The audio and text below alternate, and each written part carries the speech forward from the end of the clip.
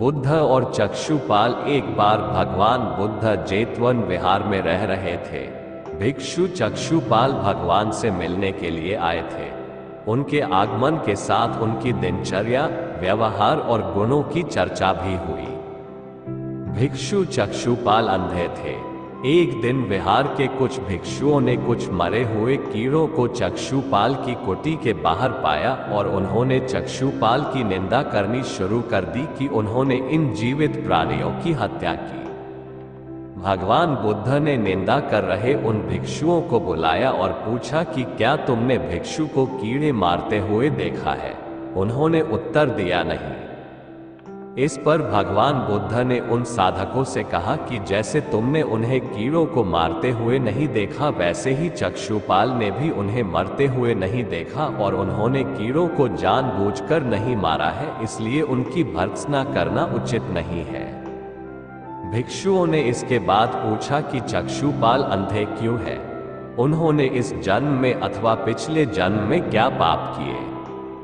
भगवान बुद्ध ने चक्षुपाल के बारे में कहा कि वे पूर्व जन्म में एक चिकित्सक थे। एक अंधी स्त्री ने उनसे वादा किया था कि यदि वे उसकी आंखें ठीक कर देंगे तो वह और उसका परिवार उनके दास बन जाएंगे।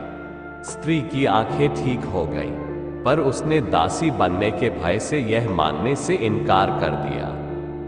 चिकित्सक को तो पता था कि उस स्त्री की आंखें ठीक हो गई है, वह झूठ बोल रही है। उसे सबक सिखाने के लिए या बदला लेने के लिए चक्षुपाल ने दूसरी दवा दी। उस दवा से महिला फिर अंधी हो गई। वह कितना ही रोई पिटी, लेकिन चक्षुपाल जरा भी नहीं पसीजा। इस पाप के फलस्वरूप अगले जन्म में चिकित्सक को अंधा बनना पड़ा।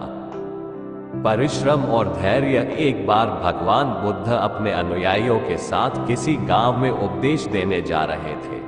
उस गांव से पूर्व ही मार्ग में उन लोगों को जगह जगह बहुत सारे गड्ढे खोदे हुए मिले।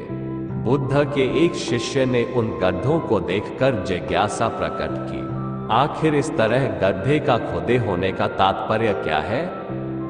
बुद्ध बोले, पानी की तलाश में किसी व्यक्ति ने इतने गड्ढे खोदे हैं।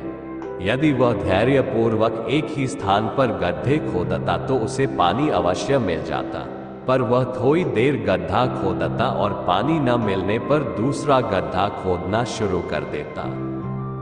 व्यक्ति को परिश्रम करने के साथ धैर्य भी रखना चाहिए।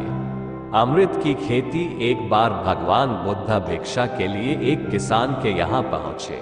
तथागत को भिक्षा के लिए आया देखकर किसान उपेक्षा से बोला, श्रमण मैं हल जोतता हूँ और तब खाता हूँ। तुम्हें भी हल जोतना और बीज बोना चाहिए और तब खाना खाना चाहिए। बुद्ध ने कहा, महाराज मैं भी खेती ही करता हूँ। इस पर किसान को जिज्ञासा हुई और वह बोला, मैं न तो तुम्हारे पास हल देखता हूँ, ना बैल और ना ही खेती का स्थल। तब आप कैसे कहते हैं कि आप भी खेती ही करते हो? आप कृपया अपनी खेती के संबंध में समझाएं। बुद्ध ने कहा, महाराज मेरे पास श्रद्धा का बीज, तपस्या रूपी वर्षा और प्रजा रूपी जोत और हल है। पाप भीरुता का दंड है, विचार रूपी रस्सी है, स्मृति और जागरूकता रूपी हल की फाल और पेनी है। मैं वचन और कर्म में संयत रहता हूँ। मैं अपनी इस खेती को बेकार घास से मुक्त रखता हूँ और आनंद की फसल काट लेने तक प्रयत्नशील रहने वाला हूँ। अप्रमाद मेरा बैल है जो बाधाएं देखकर भी पीछे मुंह नहीं मोड़ता है। वो मुझे सीधा शांति धाम तक ले जाता है। इस प्रकार मैं अमृत की खेती करता हूँ। दान की महिमा। भगवान बुद्ध का जब पाटलिपुत्र में शुभागमन हुआ तो हर व्यक्ति अपनी अपनी सांपत्तिक स्थिति के अनुसार उन्हें उपहार देने की योजना बनाने लगा। राजा बिंबिसार ने भी कीमती हीरे, मोती और रत्न उन्हें पेश किए। बुद्धदेव ने सबको एक हाथ से सहर्ष स्वीकार किया। इसके बाद मंत्रियों, सेठों, साहूकारों ने अपने अपने उपहार उन्हें अर्पित किए और बुद्धदेव ने उन सबको एक हाथ से स्वीकार कर लिया।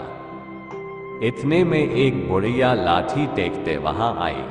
बुद्धदेव को प्रणाम कर वह बोली, भगवन जिस समय आपके आने का समाचार मुझे मिला, उस समय मैं यह अनार खा रही थी। मेरे पास कोई दूसरी चीज न होने के कारण मैं इस अधखाए फल को ही ले आई हूं। यदि आप मेरी इस तुच्छ भेंट स्वीकार करें तो मैं अहोभाग्य समझूंगी। भगवान बुद्ध ने दोनों हाथ सामने कर वह फल ग्रहण किया।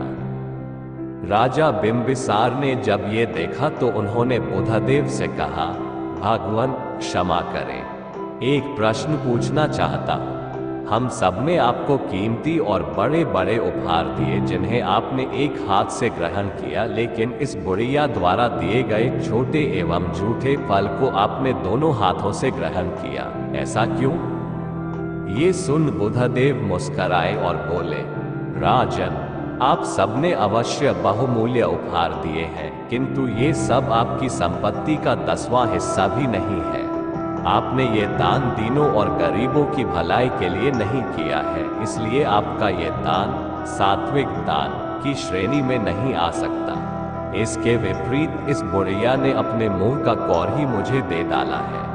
भले ही यह बुढ़िया निर्धन है, लेकिन इसे संपत्ति की कोई लालसा नहीं है। यही कारण है कि इसका दान मैंने खुले हृदय से दोनों हाथों से स्वीकार किया है।